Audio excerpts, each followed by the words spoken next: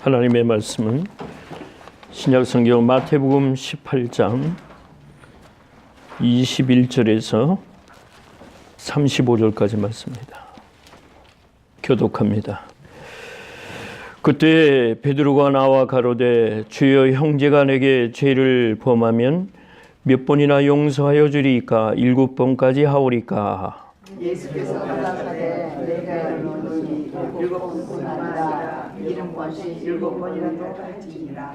이러므로 천국은 그 종들과 회개하려 하던 어떤 임금과 같으니 회개할 때 1만 달란트를 진짜 하나갈 때로매 갚을 것이 없는지라 주인이 명하여 그 몸과 처와 자식들과 모든 소유를 다 팔아 갚게 하라 한대. 그 종이 엎드려 절하매 내게 참소서 다 갚으리이다. 그 종의 주인이 불쌍히 여겨 놓아 보내며 그 빚을 탕감하여 주었더니 그 종이 나가서 제게 하나님의 영과 동반 하나를 만나 그러 목을 잡고 가로되 빚을 갚으라 하매 그 동관이 엎드려 간과하여 가로되 나를 참아 주소서 갚으리이다 하되 허락하지 아니하고 이에 가서 저와 빚을 갚으러 오게 하거늘 그 동관들이 그것을 보고 심히 민망하여 주인에게 가서 그 일을 다 고하니 이에 주인이 저를 불러다가 말하되 악한 종아 내가 비리되 내 빚을 전부 탕감하여 주었거늘 내가 너를 불쌍히 여김과 같이 너도 내 동관을 불쌍히 여김이 마땅치 아니하냐 하고 주인이 노하여 그 빚을 다 갚으러 저를 옥졸들에게 붙이니라. 다 함께 너희가 각각 중심으로 형제를 용서하지 아니하면 내 천부께서도 너희에게 이와 같이 하시리라. 아멘. 우리 사람들은 하나님의 은혜를 받은 또 은혜를 받고 살아가는 존재입니다. 잠시라도 하나님의 은혜가 우리에게 없으면 우리는 살아갈 수가 없어요. 우리 예수님은 사람의 모양으로 오셔서 인성을 갖고 계시지만 또한 하나님의 아들로 하나님의 신성을 가지신 그러한 완전하신 분입니다. 사람은 신성을 가질 수가 없지요. 그러나 신과 같은 그러한 자격으로 우리는 살아야 돼요. 그래서 오늘 아침에 내가 곰곰이 생각해 보니까 우리가 하나님처럼 하나님 말씀대로 살아야 할 그런 능력은 우리 인생에다가 플러스 하나님의 은혜로 채우시는 겁니다. 하나님의 은혜로 우리의 부족한 것을 채우신다 이렇게 보면 좋겠어요. 로마서에 보니까 그런 말씀이 있어요. 우리가 아직 죄인 되었을 때 로마서 5장 8절에 보니까 그리스도께서 우리를 위하여 죽으심으로 하나님께서 우리에 대한 자기의 사랑을 확증하셨다 그러셨습니다. 이거는 변하지 못할 진리의 말씀인 겁니다. 우리가 아직 죄인 됐을 때에 죄인이었던 신분에 하나님이 예수님을 이 땅에 보내심으로 말미암아 그 죽으심으로 말아 하나님의 공의를 채우시고 공의를 완성하시고 우리를 사랑으로 이제 하나님의 자녀라 그렇게 일컬음을 얻은 겁니다. 우리는 하나님의 은혜와 또한 그에 대한 믿음으로 구원을 받았습니다. 에베소 2장 1절에서 10절 말씀이 상당히 중요한 말씀인데 처음에 우리가 허물과 죄로 죽었던 우리를 하나님이 예수를 통해 살리셨다. 죽어야 마땅한 우리들이지만은 예수님을 이 땅에 보내심으로 살 길을 열어주셨고 다만 우리는 그를 믿음으로 말미암아 하나님의 자녀라 일컬음을 얻고 영생을 가진 삶을 가진 겁니다. 그래서 하나님의 선물이다. 이건 너희에게서 난 것이 아니다 이런 얘기입니다. 본질상 우리가 다 진노의 자녀이 된다. 세상 풍속을 쫓고 공중의 권세 잡은 자를 따랐습니다. 불순장의 역사로 우리들은 다 사로잡힌 사람인데 육체가 원하는 대로 사는 삶이었는데 하나님이 그의 조건 없는 은혜로 우리를 내려주심으로 그를 믿는 자마다 하나님의 자녀가 되는 그러한 것을 하나님이 우리에게 선물을 보내주시다. 이건 선물이지 우리의 행한 값으로 준 것은 아니라는 겁니다. 무조건적인 하나님의 은혜로 우리에게 주셨습니다. 우리 예수님은 참 마가복음 6장 34절 보니까 예수님은 모든 그의 사역을 긍휼함으로 하셨다. 불쌍히 여기심으로 하셨다. 왜냐하면 인생은 가련하고 인생은 부족한 것이 많고 인생을 혼자 할 수가 없기 때문에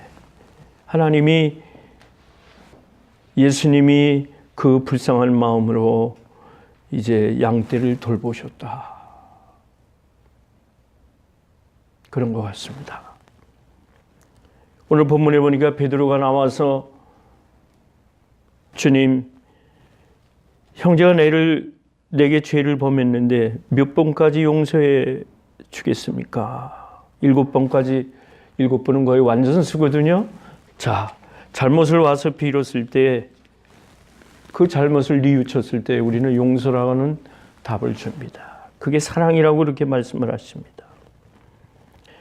그래서 7번이 아니라 7번, 70번씩 7번이라도 해라. 그런 얘기야. 그렇게 7번씩 70번이라도 사랑을 줘라. 그런. 골로새 3장 보니까 혐의가 있거든 용납하고 용서해줘라. 예수님이 나를 용서하신 같이 용서해 줄 때에 사랑으로 온전하게 매는 띠다. 그것이 사랑의 표현이다. 그렇게 얘기를 합니다. 오늘 그러면서 이러한 얘기를 예로 예수님이 말씀하시는 겁니다. 이 천국이라는 것은 용서할 줄 아는 자만이 들어갈 수 있는데 어떤 임금이 있는데 한 사람의 1만 달러를 빚진 자를 데려왔어요. 10,000달란트라고 그러면 어느 정도로 계산을 해보니까 1만 달란트는요 1달란트가 6,000데나리온이라고 그래요. 1달란트가. 그러면은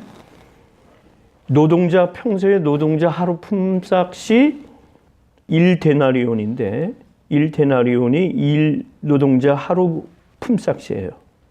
그러면은 1년을 친다면 300일을 노동을 한다고 한다면은 자 보세요. 이런 계산이 나와요. 1달란트가 6,000데나리온이면은 6천만 데나리온이에요. 6천만 데나리온을 1년을 쳐서 300일을 일한다고 볼 때는 놀라지 마십시오. 20만 년치의 품삯이에요. 20만 년치의 엄청난 품삯이에요. 이거를 탕감해 줬다고 그랬습니다. 갚아야 할 사람이 그 임금에게 주인에게 와서 용서해 주십시오. 제가 갚을 수가 없습니다. 그 주인이 이야기하기를 네 몸을 바치고 내 아내를 바치고 네 자식들을 바치고 네가 가지고 있는 모든 소유를 다 팔아서 이 1만 달란트를 갚아라. 종이 엎드려서 간청을 합니다. 내게 참아 주십시오. 내가 안 갚겠다는 말이 아니라 갚겠습니다. 이렇게 말합니다. 본문에는. 그러니까 좀 참아서 기다려달라. 다 빚진 자는 다 갚겠다고 그러지 안 갚겠다고는 말 안 합니다. 그랬더니 자 거기 27절 말씀 보세요. 종의 주인이 그냥 놓아보낸 게 아니라 마음으로 불쌍히 여기서 놓아보냈다는 거예요. 불쌍히 여기시면서. 자, 불쌍히 여기지 않는 마음이라면은 그 돈을 끝까지 받아낼 수 있다는 얘기가 되는 겁니다. 그래서 불쌍히 여기서 그 빚을 받지 않도록 탕감해 주었단 말이죠. 그런데 나가다가 그 종이 탕감을 받고 나가다가 자기에게 100데나리온 빚진 동반이라고 하면 이건 동료를 얘기하는 거예요. 직장에서 하는 동료를 아마 100데나리온을 빚을 졌나 봐요. 이 사람에게. 그 사람을 만나서 목을 잡았단 말이에요. 목을 잡고 강제로 네가 내 돈을 갚아라. 탕감받은 인자가 그렇게 행동을 했습니다. 그랬더니 그 동료가 엎드려서 간과하여 말하기를 나를 참아 주십시오. 내가 꼭 갚을 테니까 기다려달라 이렇게 간청을 했습니다. 그런데 그 30절 보니까 참 허락하지 아니하였다고 그랬습니다. 인색한 마음이죠. 이에 가서 저가 빚을 갚도록 옥에 가뒀단 말이에요. 옥에. 감옥에다가 가뒀어요. 갚을 때까지. 그래서 이 사실을 안 그 다른 동료들이 이 사건을 보고 민망히 여겨가지고 주인에게 가서 그 일을 다 고했다, 알렸다.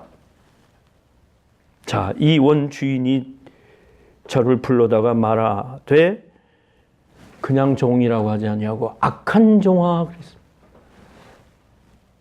네가 비이롭기에 내가 불쌍히 여겨서 네 빚을 $10,000를 전부 갚아주기로서니 내가 너를 불쌍히 여긴 것 같이 너도 내 동반 동료를 불쌍히 여겨서 탕감을 해주는 게 마땅하지 아니하냐. 마땅하지 아니하냐. 오늘 이 시대가 그렇습니다. 사람들의 마음이 너무 땅에 내려놓는 듯이 이러한 양심에 뭐가 없어요. 아주 인색하고 잔인할 정도로 이렇습니다. 이 시대를 말씀하시는 것 같은 그러한 비유의 말씀이라고 보겠습니다. 그러면서 주인이 노했다 그랬습니다. 그 빚을 다 갚도록 저를 옥졸들에게 붙였다. 여러분 20만 년어치의 원금을 갚으려면 20만 년 동안 그 사람이 살아야 되는데 또 일을 해서 갚아야 되는데 그 순간부터 일을 하겠습니까? 옥에 갇혔는데. 물론 옥에서도 하루 품삯을 따져준다고 합니다. 그럼 20만 년 동안 그 사람이 살겠습니까? 불가능한 것을 말하는 거예요. 이미 인생이 끝났다는 것을 말하는 거예요. 이거 무서운 말씀입니다. 천국의 원리가 이렇다는 겁니다. 그러면 우리도 남을 긍휼히 여기는 마음을 가지고 용서하는 마음을 가져야 된다. 이렇게 해석을 할 수가 있습니다. 악한 종이 되지 아니하도록. 왜 악한 종이라고 했을까? 은덕을 모르는 사람은 악한 종이 되는 거예요. 이 뉴욕에 가면 유명한 시장 한 사람이 있었어요. 역사적으로. 아주 명시장이라고 후에 칭송을 하는데 가르디아라고 하는 그 명시장이 있는데 이 사람이 참 시장이면서도 좀 리버럴하게 사는 것 같아요. 만화를 즐겨하고 버스 뒷칸에 뛰어올라서 그 사람들로 하여금 웃음을 지어낼 수 있는 이러한 아주 명랑한 그 시장이 있었습니다. 옛날에는 이게 법관이 이 뉴욕에서는 시장이 아마 판사 노릇을 원래는 이 사람이 판사였어요. 그래서 시장이면서 이 사람이 즉결 심판을 하게 됐습니다. 판사로서. 그런데 이 폴리스한테 잡혀온 한 늙은 영감이 하나 있었어요. 그런데 아주 초췌하고 불쌍한 사람이 판사 앞에 왔습니다. 아침에 빵집에서 빵을 훔치다가 들켰어요. 먹을 것을 훔치다가 들켜서 왔어요. 그랬더니 이 노인이 우리 가족이 지금 굶주리고 있습니다. 그래서 빵을 훔치다가 경찰에게 잡혔습니다. 자, 이 판사가 이렇게 얘기를 합니다. 법은 평등합니다. 어쩔 수 없이 당신에게 10불을 벌금형을 내겠습니다. 그러면서 자기 호주머니에서 10불을 꺼내가지고 그 메꿔 모자에다가 10불을 담아서 이거는 법에게 내는 돈입니다. 예, 당신은 다시는 이렇게 해서는 아니 됩니다. 자, 이렇게 끝난 것으로 됐는데 판사가 잠깐만 하면서 방청객들을 전부 불렀어요. 부르더니 이런 말을 합니다. 먹고 살기 위해서 빵을 훔치도록 이 도시 환경을 만드는 여러분의 범행을 나는 물어야 되겠습니다. 그래서 여러분 이제부터 여기에 참석하신 분들은 이 도시를 이렇게 나쁘게 만드는 그 범행을 저질렀길래 이제 한 사람당 50센트의 벌금형을 처합니다. 그리고 그 관리에게 모자를 주고 거두라고 그랬어요. 이 노인이 나올 때 감사의 눈물을 흘리며 나오는데 얼마를 가지고 나오느냐면 47불 50센트를 손에 들고 법정을 나왔습니다. 여러분, 법은 공의이기 때문에 법적으로 10불은 내는 겁니다. 그러나 이 명판사는 사람을 긍휼히 여기는 마음이 거기에 담겨 있던 겁니다. 한 사람의 죄를 저지른 사람에게 몸절하는 겁니다. 환경을 그렇게 만들었다는 거예요. 우리에게 주는 시사해 주는 바가 너무 크다고 생각합니다. 그렇습니다. 베드로전서 3장 8절 보니까 마음을 같이하여 체휼하며 하는 것은 동정감을 가지라는 거예요. 형제를 사랑하며 불쌍히 여기며 겸손하며 악을 악으로 욕을 욕으로 갚지 말고 도리어 그 형제를 위해 복을 빌라. 이를 위하여 너희가 부르심을 입었으니 이는 복을 유업으로 받게 하려 하심이라. 긍휼히 여기는 마음이 필요한 거예요. 용서는 내가 용서하는 자의 긍휼한 마음이 없으면 안 되는 거예요. 우리의 인류의 죄를 위하여 예수님이 이 땅에 오셔서 십자가를 지셨을 때 개인으로 볼 때는 몹시 두렵고 떨린 그런 형벌이었지만 마음속에 인류를 사랑하는 마음이 없다면, 긍휼히 여기는 마음이 없다면 그는 십자가를 지기가 어려웠을 거예요. 용서는 긍휼한 마음이 우러나올 때 용서가 되는 겁니다. 마태복음 24장 12절의 말씀대로 불법이 성행하기 때문에 이 사람들의 사랑이 식어가는 이 시대에 우리는 참 용서가 무엇인 걸 알고 불쌍히 여기는 마음을 가지길 바랍니다. 그 소행이 맞지 않다면은 그 사람에 대한 불쌍히 여기는 내가 마음을 가진다면 그를 용서하지 않을 수가 없는 겁니다. 좋은 인간관계를 맺어야 됩니다. 생명을 사랑하고 좋은 날 보기를 원하는 자는 혀를 금하고 악한 말을 그치고 괴율이라면 이게 사기를 얘기하는 거예요. 이상 야릇한 사기성 있는 말을 하지 말고 악에서 떠나 선을 행하고 화평을 구하여 이를 쫓으라. 베드로는 이렇게 베드로전서에서 우리에게 권합니다. 하나님의 눈은 의인을 향하시고 그의 귀는 저희 간구에 기울이시되 주의 낯은 악행하는 자들을 찾으신다. 더러운 것을 취하여 버려라. 오직 선한 양심이 하나님을 향하여 찾아가는 것이다. 이렇게 말을 했습니다.